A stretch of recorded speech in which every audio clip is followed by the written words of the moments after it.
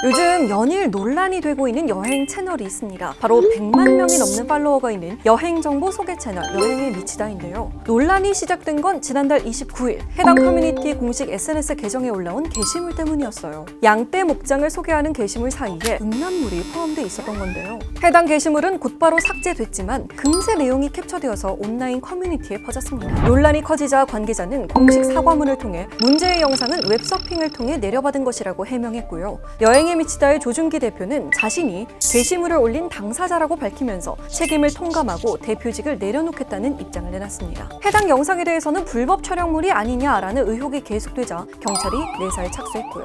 그런데 어제 오전 조 대표가 극단적인 선택을 암시하는 글을 올리면서 또 한 번 논란이 일었습니다. 개인 SNS를 통해 더는 누구에게도 짐이 되지 않고 내 갈 길을 떠나려 한다라는 글을 남긴 조 대표.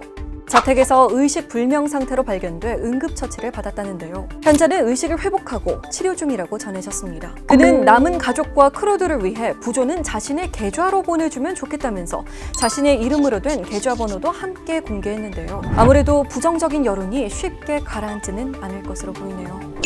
사회적 거리두기가 강화되면서 수도권에선 술집과 음식점은 오후 9시부터 매장 영업이 제한됐죠. 하지만 일부 시민들은 9시 이후에도 술자리를 이어가기 위해 편의점을 찾고 있습니다.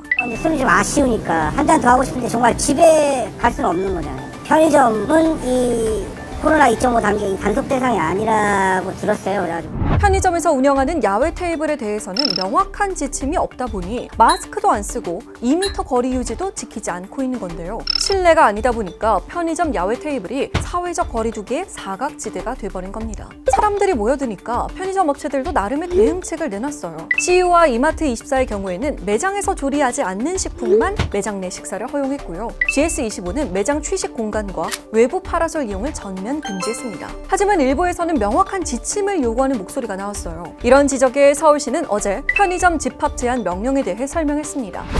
편의점 대부분은 일반 음식점 혹은 휴게 음식점에 해당되므로 밤 9시 이후에는 편의점 내 그리고 야외 테이블에서 취식 행위는 금지됩니다.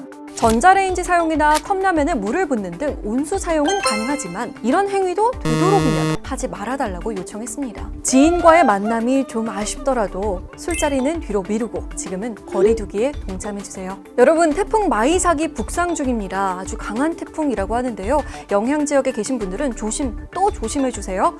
구독과 좋아요도 잊지 말아주세요. 우린 내일 봐요. 안녕!